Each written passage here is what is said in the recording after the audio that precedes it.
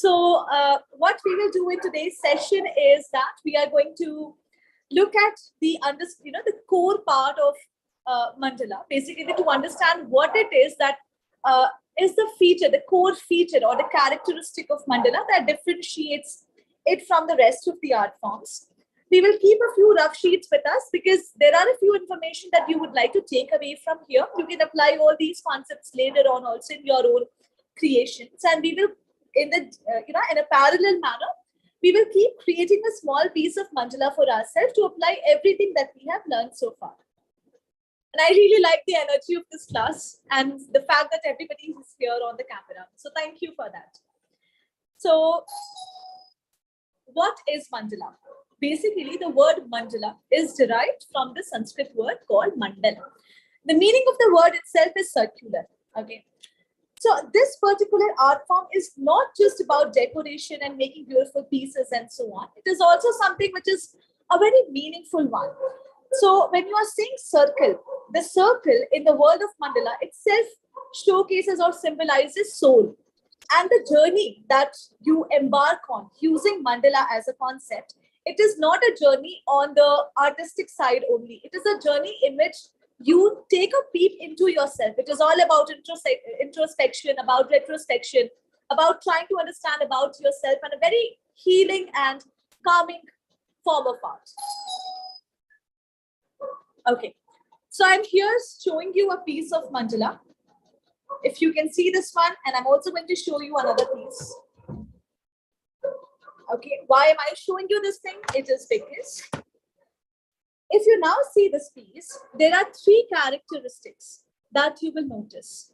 First, circular essence of the work. What does that mean? Circular essence means no matter what is the periphery or the outer edge of my mandala, it is always going to have a circular essence. So even if my work is something, I do have a sample here. Thank you so much, Akanksha. So even if my work has, apologies for the background noise. So even if the work is semicircular or it has something else as a periphery, even then it is going to be a mandala as long as the essence of my work is circular. Second, repetition. The repetition can be of a single design or it can be of a group of designs. But repetition has to be there. And the third thing, if you notice, is the circular, the one point of origin. So if it is circular, it has to have one point of origin, right? It has to have a place from where the painting originates. Now, try to compare all of these things with henna design, with doodle art. You will automatically understand that it has to have something that defines it, something that binds it all together. So these three features, can you repeat the first point? Circular essence, one point of origin, and repetition. These three things should be there.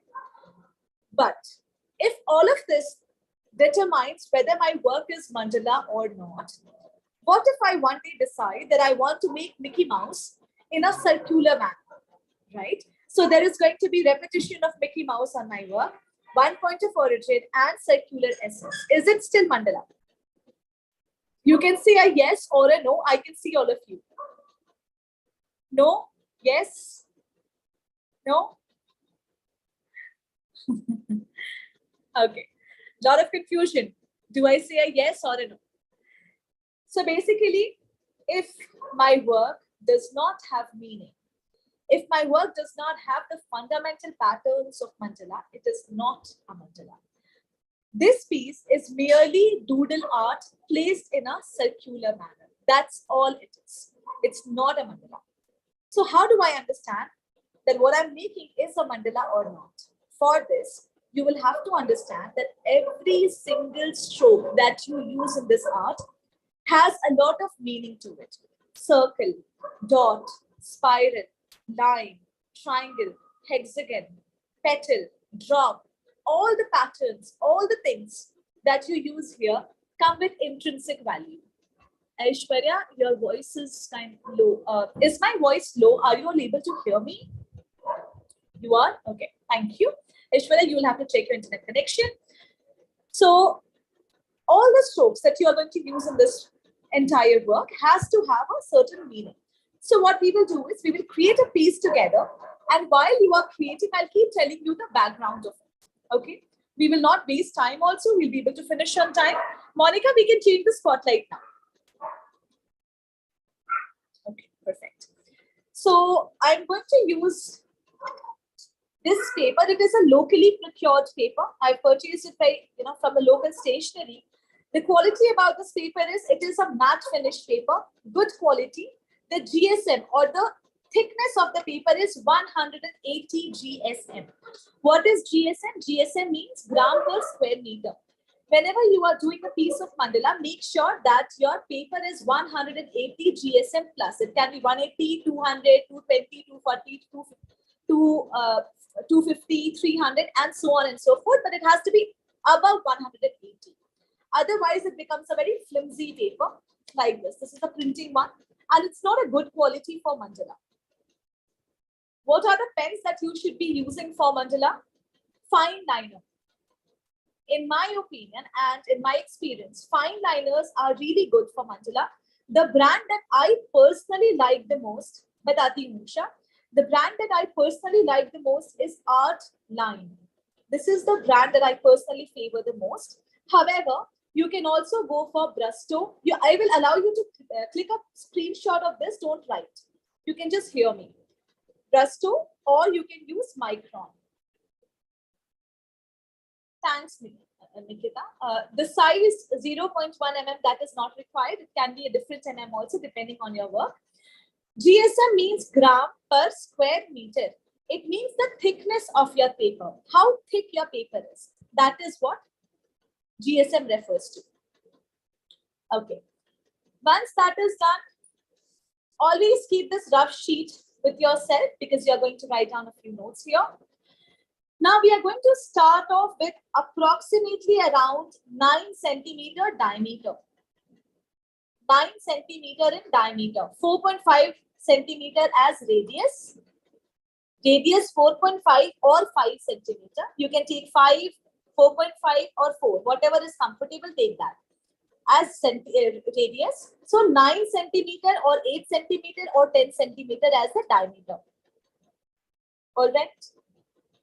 Outermost circle has a diameter of 9 centimeter.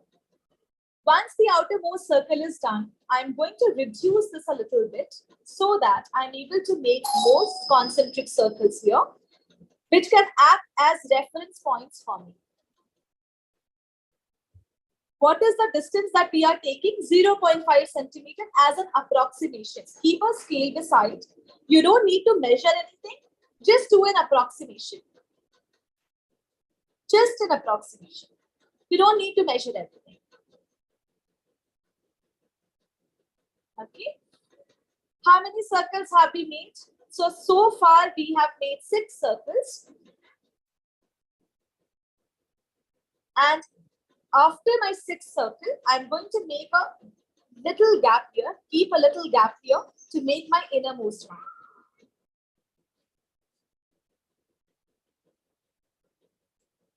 What are we doing right now? So if you saw the work that I was showing, how many circles? A total of 7. 6 equal spaces and the last one is the 7th one. So if you remember the painting that I was showing you, how many? 6 circles which are at equal distance. The last one is the 7th one. Can't see. Not sure, Dolly. I think it's your internet. Okay. So there are steps when it comes to making your mandala. The first step is grid making. In grid making, first thing will be the circles that you make. Second thing would be division of these circles depending on what kind of design you want to make. You want to make it really, really intricate. You want to make it spread out. You want to make it occasionally kind of. You will take a call accordingly. Once this is done, then you start building your designs on the grids that you have created. So the second step is where we are going to go. But before that, can you slow down a little bit? No, I think I'm just speaking right now. The process is pretty slow in my opinion. However, I'll still try to slow down a little more. So what you are seeing right now, this is the simplest form of grid that you can make. Why have we taken the simplest form? Because I am aware that not everybody here is from the art background. So we have taken the most easy possible way of doing it. There are many other ways of making the grid. This is the easiest possible way.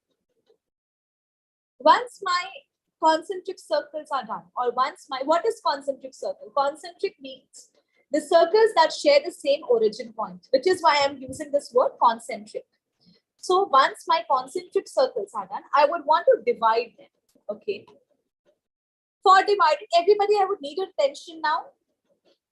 For dividing, use a scale. This is my point, center point. Use a scale. Mark a line passing through the center first. This is the first step that you're going to do. Very, very, very light as possible, because it is only for your reference. Okay, it is only for your reference. Do it as slow or as light as possible. Okay. There are many ways of making our grid. We can also use a protractor for making this angle here.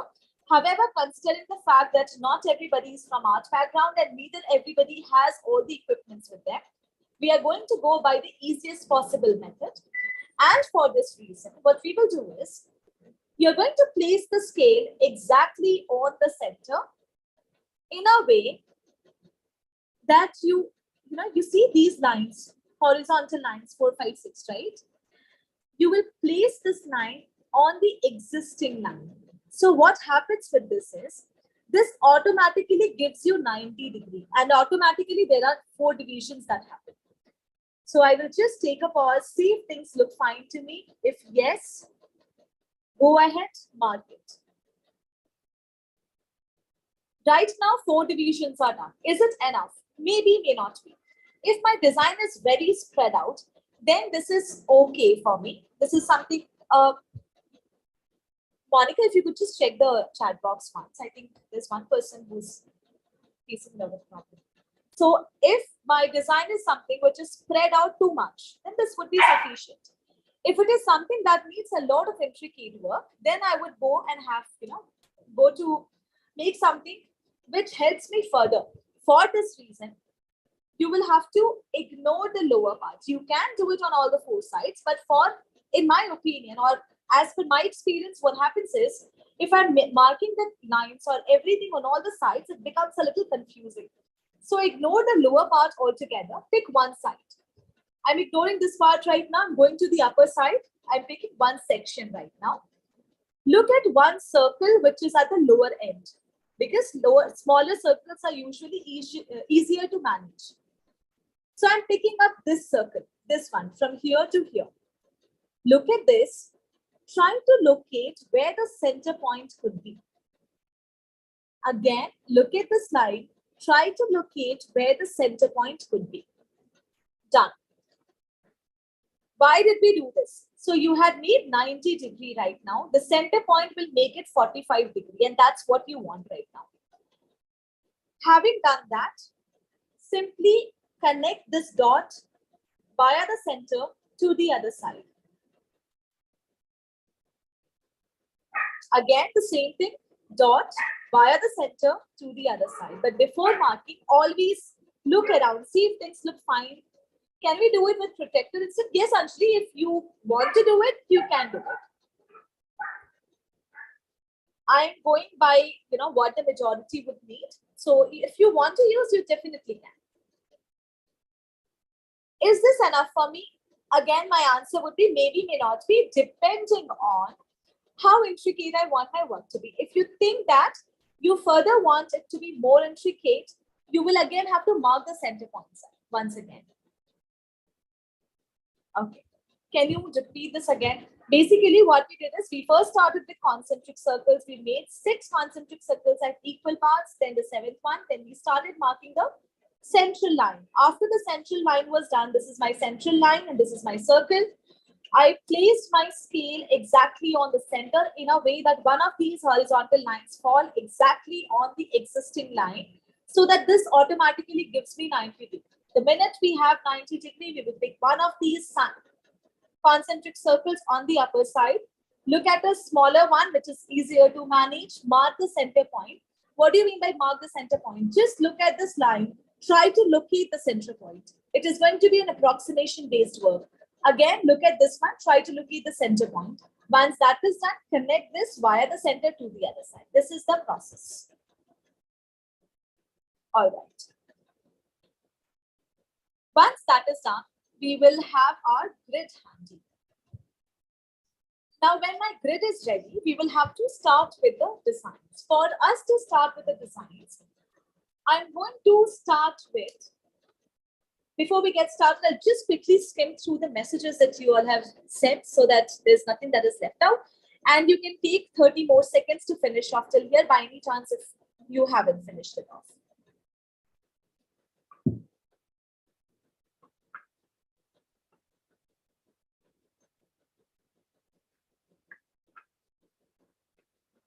Okay.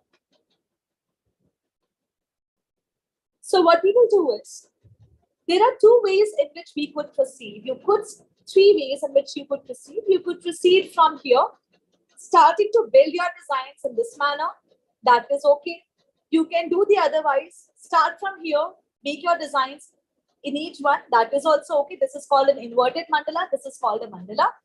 You could also do another thing in which you do both the sides. So you use inverted mandala also and regular mandala also. That is also okay. You can pick any of the approaches depending on what design do you want. However, what we are going to do is we are not starting off from the center. Okay, we are going to start off from something which is above. So I'm going to pick the center point here. 1, 2. You are leaving 2 concentric circles. On the second one, 1 and 2. On the second one, you are marking the center point so that you can make a dome shape here. Again, dome shape. What did we do? We have left 2 sections here. Here we started with a dot in the center. Gel pen can be used. Yes, Usha, you can use. Why did we mark the center point? If we had more grid, that would have been okay. But since we don't have more grid, we will have to work with the center point itself. Now I want you all to look at my screen for a while. Don't do anything. Just look at my screen. Rajeshri, I'll just answer one second. Look at my screen, everyone. So I have the option of making these shapes all together in one go. This is okay. A lot of people do struggle with symmetry in these shapes. So what you would rather do is, you would only work on one side. You tried this one, okay? Now work only on one side. Mark the center point and the left one. Mark the center point and the left one. Mark the center point and the left one. Do the same exercise.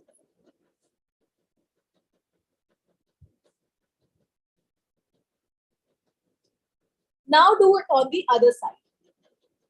Connect it.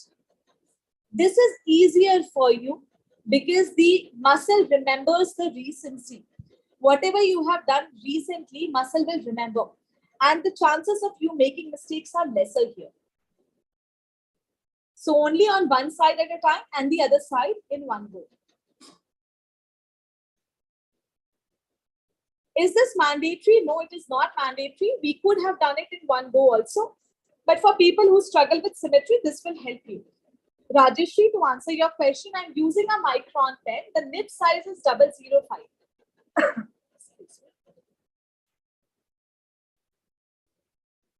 Okay.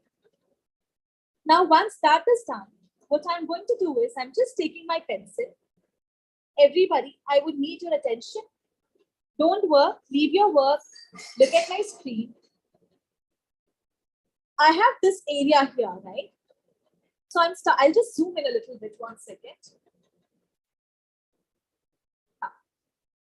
So I'm leaving some space here. Leaving some space here. Why am I doing this? Because I want to convert this into a design altogether. So same thing on all the sides, leave some space and this, and connect. Did you get that? If you did not, you can just look at my screen once again. Leave some space after this dot. You need to do a double line. Okay, so you need to do a double line. That's what you have done right now. After you have done the double line, see here also, after you have done the double line, at the lower end, instead of simply ending it, you have converted this into a lotus. This becomes a design altogether. Now use your rough sheet to write down anything additional that we do. What does that mean? It means you can, number one, write down dome shape. You have used this shape, right? Write down this. Number two, write down lotus. You have used lotus so far. And number three, circle, because your entire work itself is circular. We will come back to all of these points later. You can simply take a note of these things right now. We will continue and finish off this layer first. So you can simply work on the double line in one go, and then at the end, you can work on this.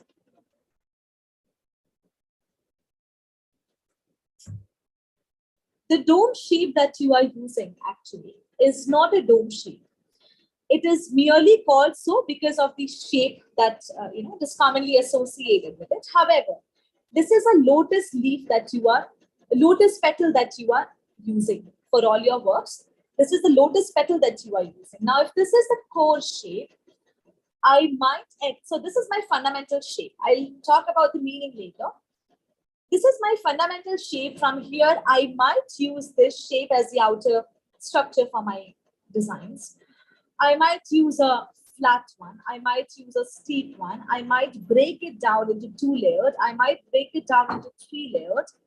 I might convert this into something a little more interesting and so on and so forth. But the fundamental shape remains as lotus petal. So what you need to know is there are fundamental shapes which come with their intrinsic value or with their meanings. These ones are molded or changed accordingly as per the design. Fundamental shape doesn't change. There are variations of it that you use as per the design or the requirement. Okay. Like for example, this one. What is this? It is just a lotus petal that you are using, right? It's just that there is a little bit of addition here and there that gets converted into some sort of design, right? Because you can't simply use the patterns.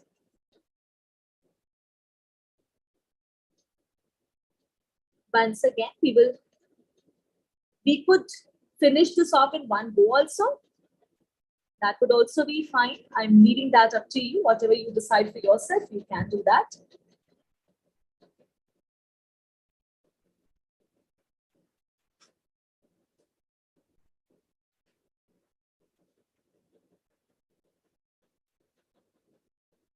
In the meantime, if anybody has any questions so far, you can drop it in the chat box.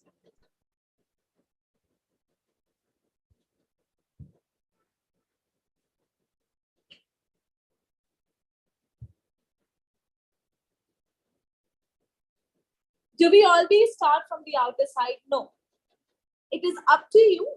How it is feeling. We'll come to that part, Usha.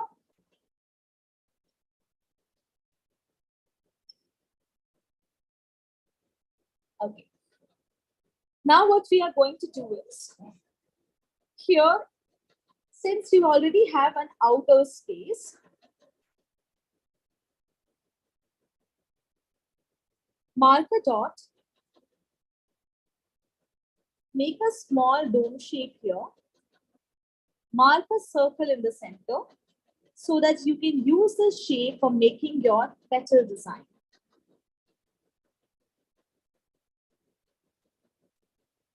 In the center, circle. We will look at double lining, etc., etc.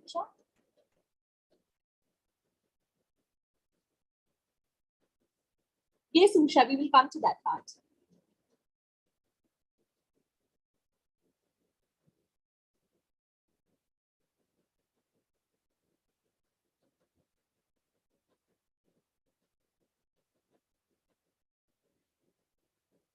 There is one thing that you all will always remember. when it comes to mandala. Even after the session gets over, if you are practicing it on your own, still do remember that it is not about the outer product that you make is what decides the quality of your work. What matters the most is, I'm talking only about mandala, no other art form right now. What matters the most is, how did it make you feel? There are three broad categories in mandala: teaching, healing, and sand. Teaching, healing, and sand. There are three broad categories. Okay. Teaching is all about, as the word suggests, it is all about using the concepts of mandala to convey an idea or maybe a knowledge or a philosophy or a principle or some sort of learning. It is all about conveying that using the concepts and look and feel of mandala. Sand is a community project done by Buddhist monks. So it is done in a lot of groups, and it takes usually around 50 to 60 hours to create one piece of mandala using colored sand. Upon creation of the entire sand mandala, people, the monks who have created it, they completely erase it. And it is done so that they understand or they can communicate the importance of impermanence. There's nothing permanent in the world. And for this entire exercise is done. The second category, which was healing mandala, sorry. This is where you are. What you are doing right now, this is what you are doing. There are many sections, many different sections of healing mandala also. All that matters is not what category you are working on. What matters is the process is healing or not. So what happens? How does it become healing? I will answer this part at the end of the session, but before that, everybody here, I'm pretty sure about this, that all of you are not letting any thought enter your mind right now. It is just you and the work that you are creating. So the ideal way of making a mandala is that you don't let anything disturb you while you are at it. Okay. This is one thing that you will always keep in mind. Now I'm going to this section right now.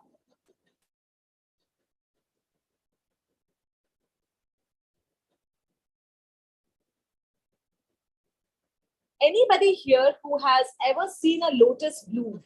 You can write yes, no, something in the chat box. If you have seen a lotus bloom, you all can think about it. Anybody who has seen a lotus bloom ever? You can write it in the chat box, and while you all are thinking about it, use this area.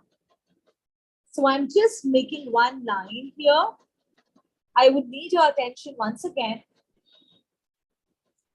This is a very simple way of doing it. Once you have made this line and this line, simply connect it on both the sides.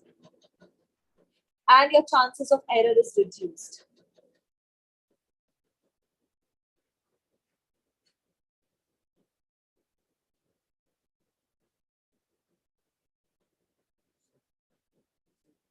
Most of you have not seen, some of you have. Okay. So if you did observe, the surroundings of lotus when it blooms may not be suitable or may not be favorable all the time. It is something, not quite pleasant actually. So what we learn from a blooming lotus is, despite its surroundings, it does not get disturbed by it. It does not get heartbroken by it. It does not get, it doesn't stop just because the surrounding is not conducive. It still rises and shines. And that is a virtue for us to learn. This is the most important takeaway for us when it comes to a lotus. Okay, of course, there are other things also like purity and peace. Those things do remain at the core of it. But what we take away from it as a virtue to learn is not to be affected by the external factors, because that is not in our control. And since it is such an important lesson, we do use lotus petals a lot of times in mandala also. You have used lotus petal, you have used circle. Circle is all about the cycle. It is something that says there is freedom, there's liberty, there is abundance. There is no starting or ending point of it. There's a cycle that is repeating itself. So in the world of mandala, you use circle to symbolize soul, right? Another one, you have used a petal here, right? Number 4, the works of mandala do get a lot of inspiration from nature. Hence, we use petal, different kinds of petals also. You have used this one also. It is just a adaptation of nature altogether. We do use nature a lot of times, and you can also use a leaf shape for that matter, just because the mandala is also nature inspired. Why? Because we do believe that we are a part of nature and nature is part of us, and that is what the whole essence of mandala is. Number 5, dot, which can be a symbol for concentration and focus. 6, from the dot, which is also a starting point, there is movement which goes in the goes in the clockwise direction or in the anti-clockwise direction. But whatever happens here, there is movement that is happening. A spiral is all about this movement. There is movement and there is life. Now, all these shapes are the fundamental patterns. You convert them into designs like here. I'm going to take a spiral shape from here. This is a fundamental shape. So what I'm doing is I'm making a spiral here in this portion. And just how I connect it back will decide on my pattern. You've made a full pattern out of it. Same thing. Whatever you did, do a repetition. So you made a spiral. How you connect it back will decide on the pattern that you want to make out of it. There are thousands and thousands of patterns that can be created.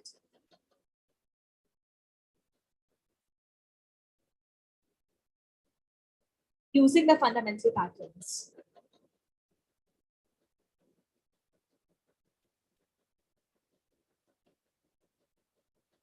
Make sure there is symmetry in your work, but even if there isn't a lot of symmetry, it is okay. It is something that can be learned and practiced over time. What matters the most is how it makes you feel. If it is something that is your personal creative space and it is something that, helps you calm down or not, that is the most important thing. I'm also going to mark a line here.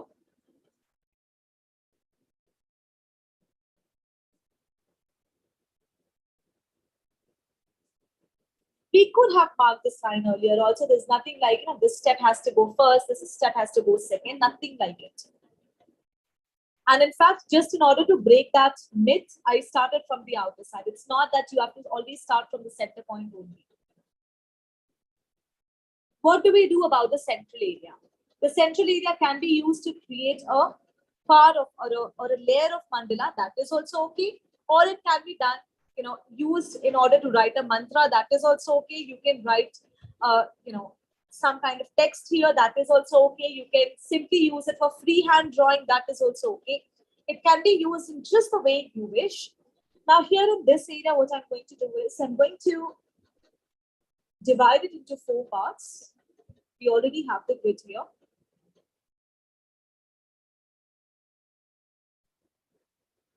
Once that is done,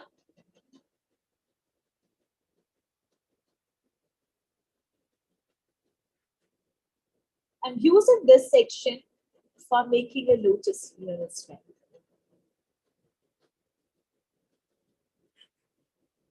So what are you doing? You're actually using the fundamental shape. See, we have this pattern here, right? We know we can use lotus. So we are using all the fundamental shapes, converting that into a creative journey of making a beautiful piece for ourselves.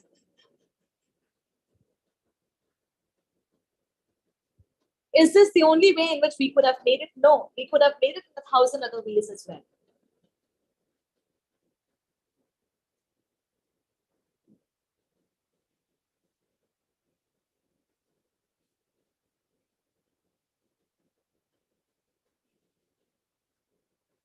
just to bring a little more clarity to your work.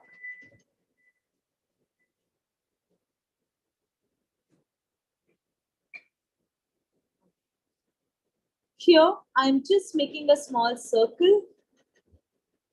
So basically on all of these gaps that you have, make a circle and shade the background. If there is any space that is left out, you can shade that background.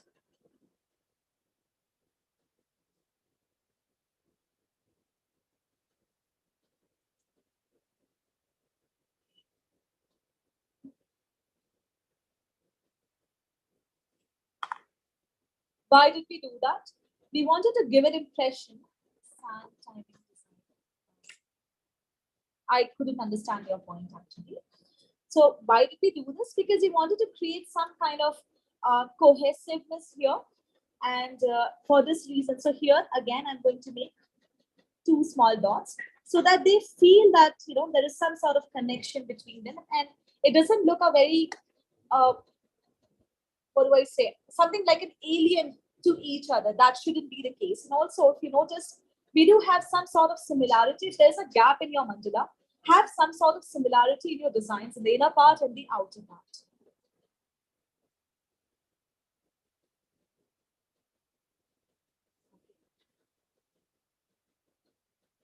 Quickly working on this right now.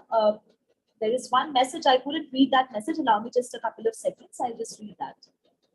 Ma'am, I'll read it. So Mamta is asking, can you please repeat the size of the base circles? I joined late. Okay, so we started with the outermost circle around 9 centimeter in diameter. We then went with 6 equidistant circles, and the distance between them was around 0.5 centimeter. We then went with 1 circle, which was quite close to each other. So altogether 7 circles. And we also went with the angle division as first 90 degree on, basically the circle being divided into 90 degree, and with 4 divisions, and then we did a further division, so there is 45 degree angle division. I hope you understand, Mamta. Aap samajh gaye? You understood it?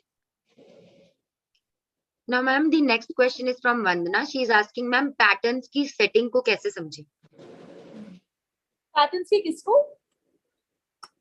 Settings. Pattern की settings को कैसे समझे? मैं समझी नहीं आपकी बात को.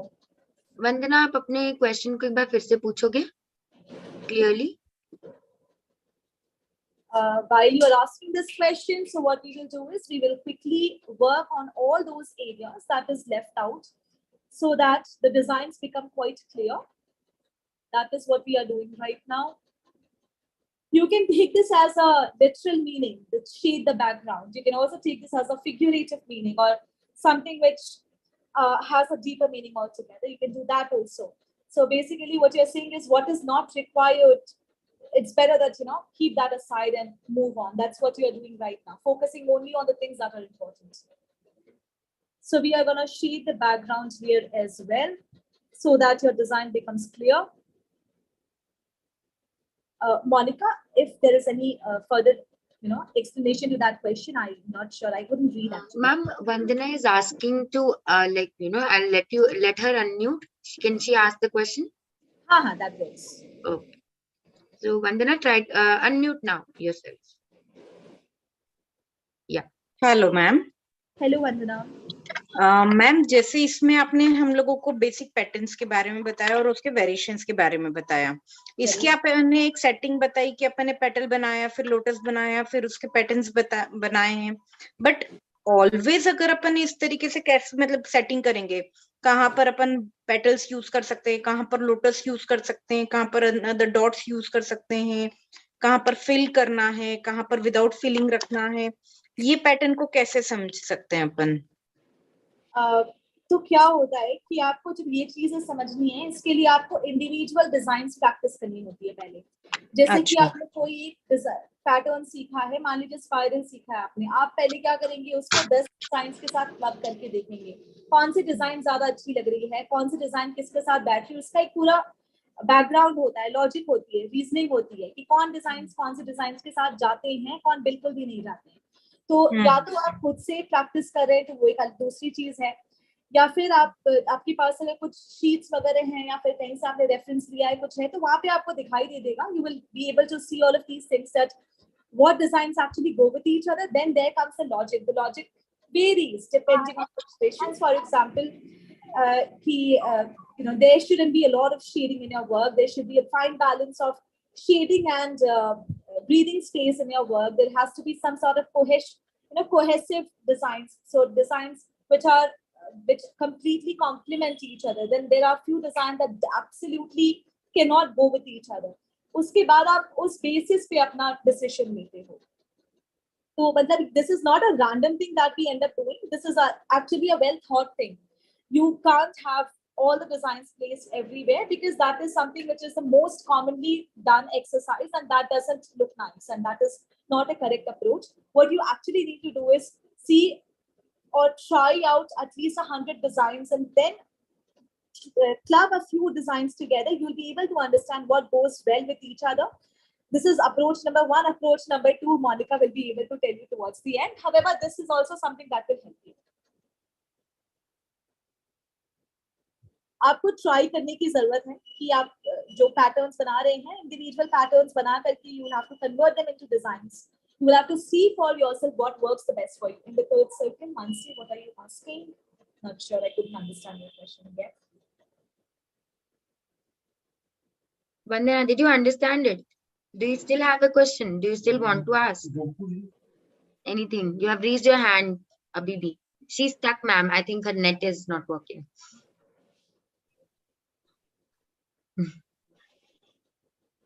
We did have this empty space, so we are using that to make spirals in this portion. Once again. Mansi is asking, can you show how to draw in the third circle ka jo pattern hai? What is the third circle? Are you talking about this part?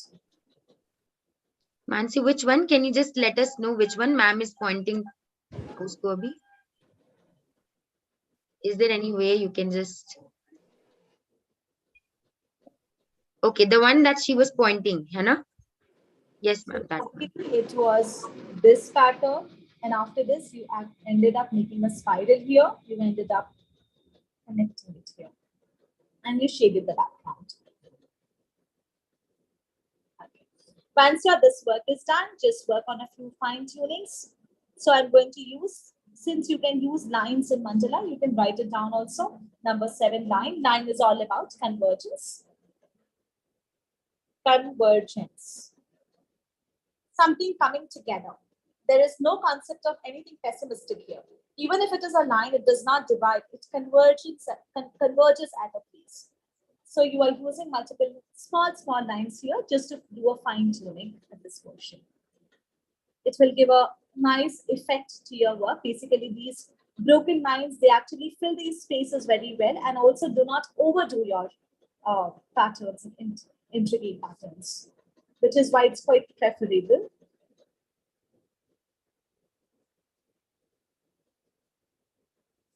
You may use, a lot of stationery also for your mandala. You may end up doing it on a white paper. You may end up doing it on a black paper. You may end up doing it using glass paint. You may use it on canvas. You may do it on ceramic. You may do it on leather. You may do it as an embroidery. You may do it on MDF or on wooden planks. You may do it on metal. You may do it on anything and everything. What matters is the concept. It doesn't matter what is the base that you are using actually. Okay. One thing, everybody, first quickly take a screenshot of this.